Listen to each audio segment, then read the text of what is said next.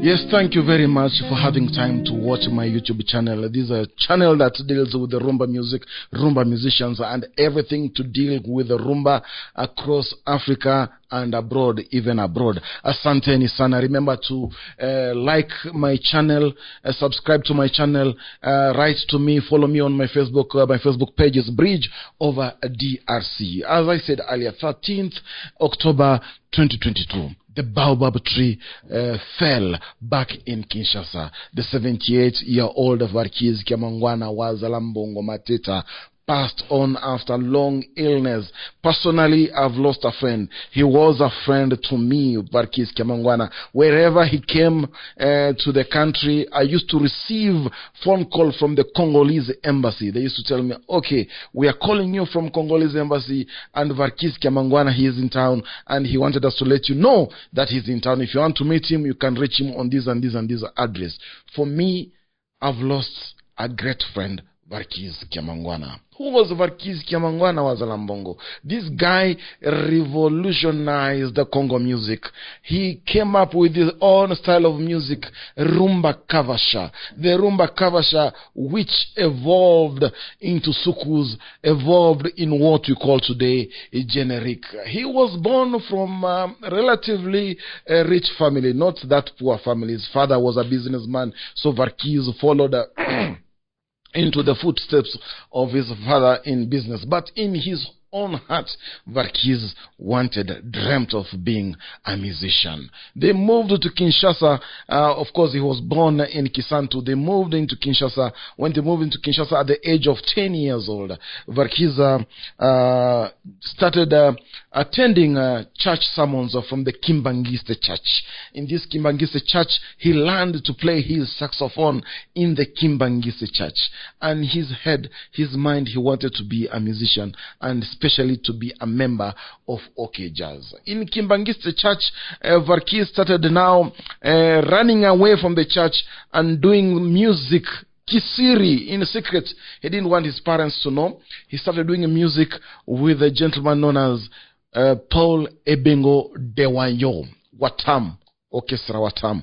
Those of you who don't know Paul Ebengo Dewanyo, Dewanyo was the elder brother of Johnny Bokelo. Dewanyo was in charge of group Watam. That group Watam became Conga 6A. And this explains the similarities between early songs of Orchestre Veve, early songs of Franco, and early songs of Jean Bokelo. Kulikuwa na some similarities. All of them went through Dewanyo, musically speaking. If you listen to the song, Franco, the song called Cite Lettre, I don't know whether it's number 2 or number 3. Banda koti kikumbie, pona nini mama. There's a sentence Franco says that where he learned his music. And at that point, when Verckys was playing with Dewanyo, he went to Franco and Vicky Longomba to ask for a chance if he can play in orchestra or TPOK Jazz. But Franco and Vicky Longomba, those of you who don't know Vicky Longomba, he is the father to Awido Longomba. Told him, you are still young. At that time, Verckys was 17 years old. You are still young. You go, finish your studies. Ukishakuwa mkubwa, then come back.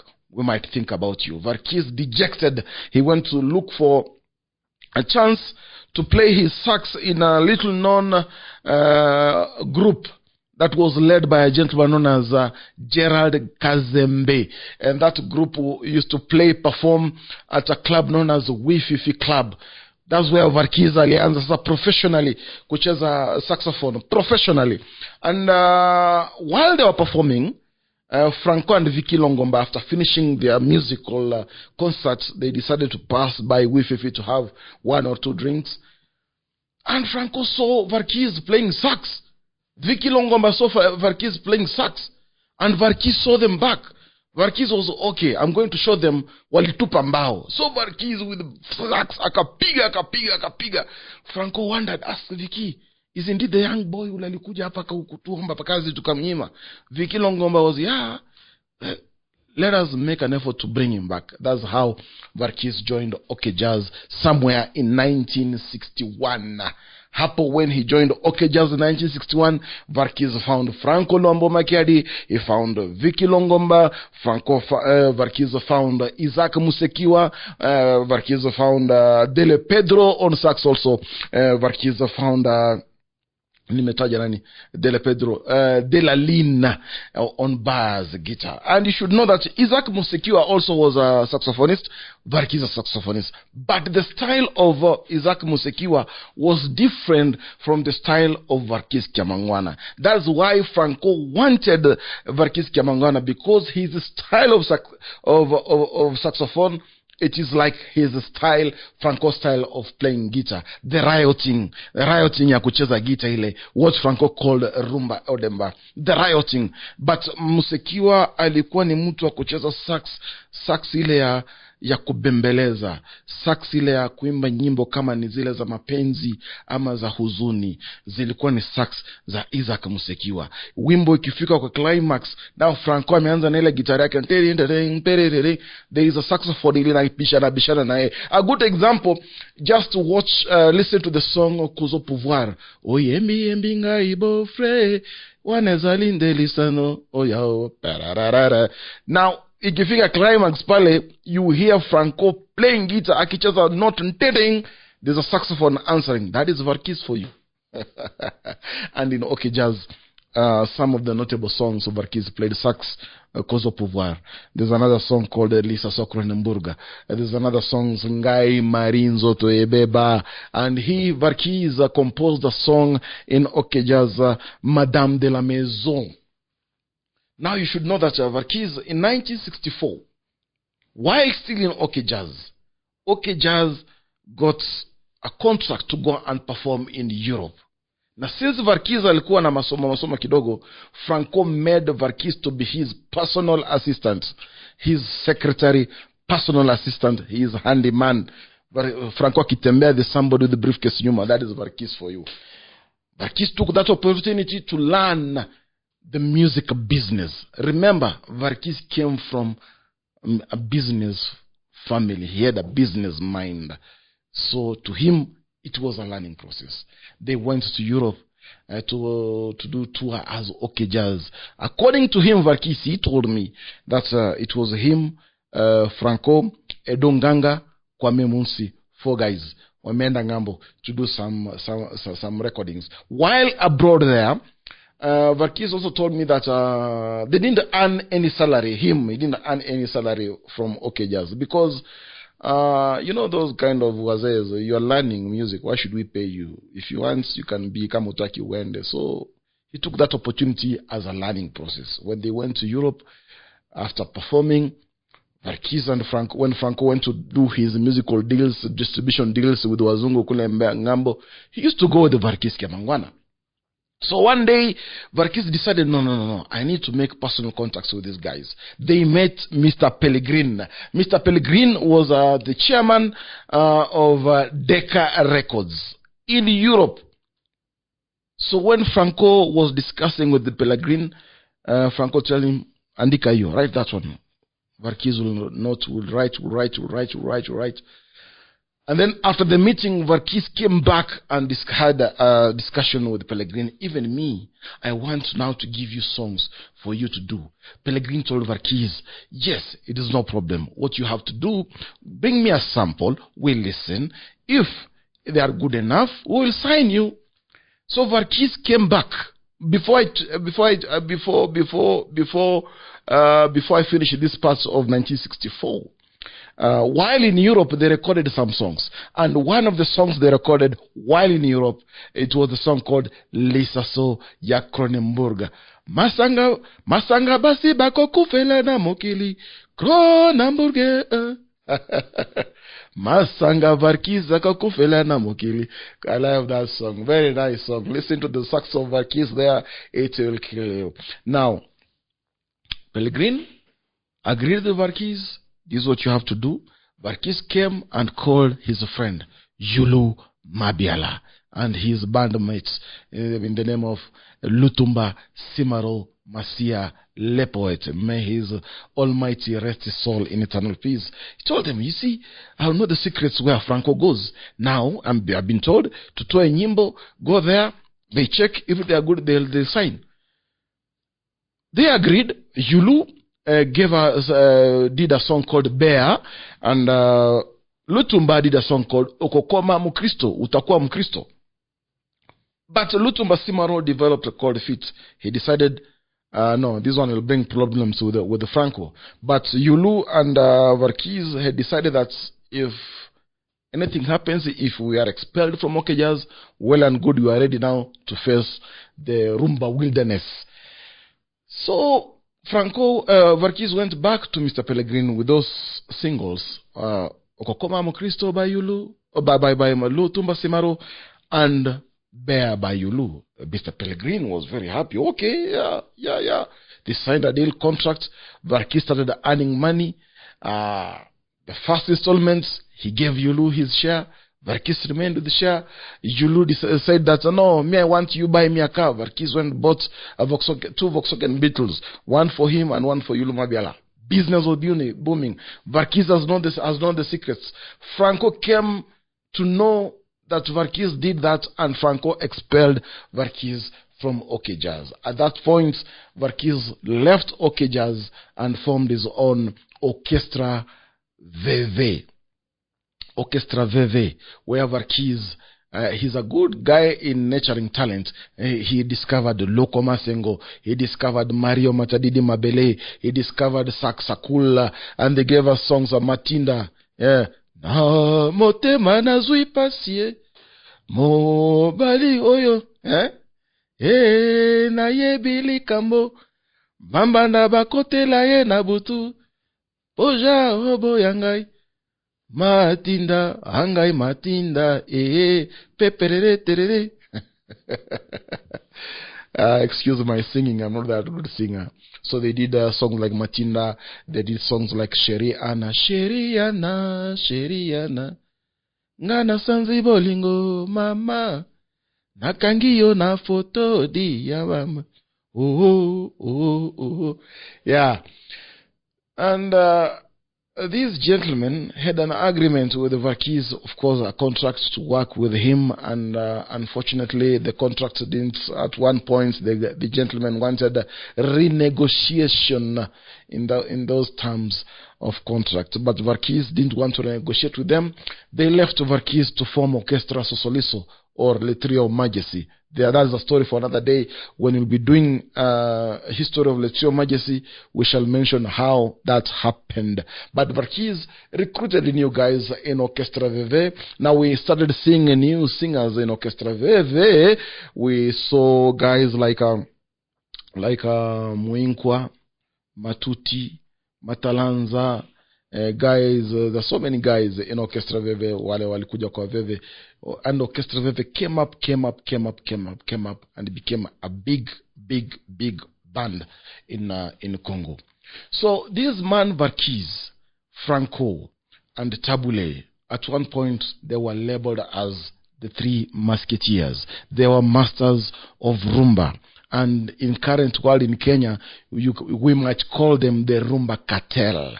These guys, not that they liked each other. No. It is that they came together for their interest. If they mark you with a red pen, my friend, hawendi mahali popote. If you come as a force, you want to threaten the existence of TPOK Jazz, the existence of Afrisa International, the existence of VV, I'm telling you, they'll do whatever to frustrate you. This Sosoliso group came up with a punch, a very big punch, threatening the existence of these three orchestras. Their record sales overpassing TPOK Jazz, overpassing Afrisa, overpassing VV. Now it became worrying to them. But as fate will have it, the Trio Majesty went and made a blunder. They were invited to go and perform in Central African Republic to entertain the then president of Central African Republic. His name is Jean Bedel Bokassa. And while after the performance, they went to beg for money to the president. We are from Kinshasa, you know, we are back home, we are not respected, we are so poor, if you can help us. So the president helped them, Bokassa, but in good heart, so Bokassa thought, he decided to call Mobutu Sese Seko and inform them, man, these boys are good. Jaribu swatu pesana. Mobutu was so annoyed with the Letrio Majesty. He called Franco and ordered Franco that I don't want to hear Le Trio Majesty in Congo music again. At that time, Franco was in charge of Union of Congolese Musicians, and also Verckys was the secretary, if I'm not wrong. So Franco came and they had this discussion. The president has said that he doesn't want to hear Majesty. What do we do? And at the same time, Majesty, mnajua PSCC, they're giving us a threat. What do we do? So they decided, okay, to punish Le Trio Majesty. First punishment is that their songs were banned from airplay in radio for some time. I think it's 6 months or 1 year. They were banned from performing both local and international for the same period. At the same time, they were supposed to go and perform in Olympia. So that trip ended. That's how Le Trio Majesty died slow death. Another group was we have so many groups that faced the wrath of the three Musketeers. Controversies. Verckys wrote a song in the name of Nakomitunaka, which he gave a young Pepe Kale to sing. And the song is Najiuliza. I ask myself, who is our ancestor as a black person? Who is our ancestors? Where did we come from as black people? Because when you see the Holy Book, every picture in Holy Book is of white people. And when it comes to the devil is black. So what is this? This is injustice. And that made Verckys to be in conflict with the Catholic Church. He was excommunicated from the Catholic Church. His musical career was big, no doubt about it. Both controversies and everything. The three Musketeers, they didn't like each other, as I said. One day, Tabu Ley and Franco visited Mobutu in one of their visits to State House. They were having lunch or whatever they were having. When it was time to leave, Franco asked Mobutu, hey, boss, unatuacha hivyo, Nyaje jo? Mobutu was like, no, you guys, why don't you, every time you come here, you want money from me. Why don't you do business like this young boy, Verckys? I can see he's building a very big flat somewhere there. And then Tabu Ley told Mobutu, you don't know, man. If we told you what this young boy is doing, you'd be shocked. What does he do? What is he doing? He's involved in human trafficking and selling human organs. Oh, okay. Na kumbe ilikuwa uongo so that to get something from the president. The same Franco came and told Verckys, do you know what? The government is investigating you. What do you mean? Yeah, the president was told that you're involved in human trafficking and things like that. Who told the president that? It was Tabu Ley. That's when Verckys went to Europe in a manner to flee. But when he came back with a song called Bilobela. Bilobela. Bilobela is like fitina, rumors, umbea. And in that song, he explained everything, what people have been saying about him. Also, when he came back, was involved in road accidents. He came up with a song called Bankoko Baboi. The elders have not accepted my death yet. But as it looked like on 13th October 2022, my good friend Verckys Kiamuangana, and this time round, the elders had signed his death warrants. Yes. Thank you very much. I want to thank you guys. The story of Verckys is big. We are waiting to see how the funeral will go. I'm in touch with his wife and we discuss. She is briefing me on what is happening. Now, I have to thank guys who keep on who follow me frequently on my YouTube channel, Mr. Rogers Wanyama from Machaha area, somewhere in Bungoma. Asante sana for following my YouTube channel. Not forgetting Mr. Ben Esaba. Ben Esaba, thank you very much. Without you, we can't be here. And as a viewer, give me support. We need to pay some rents and some bills. Subscribe to my channel and get in touch to me on my Facebook page. It is on the screen there. Natutaongea mengi. Thank you very much. I've been your host, Simeon Mfumu. Asante.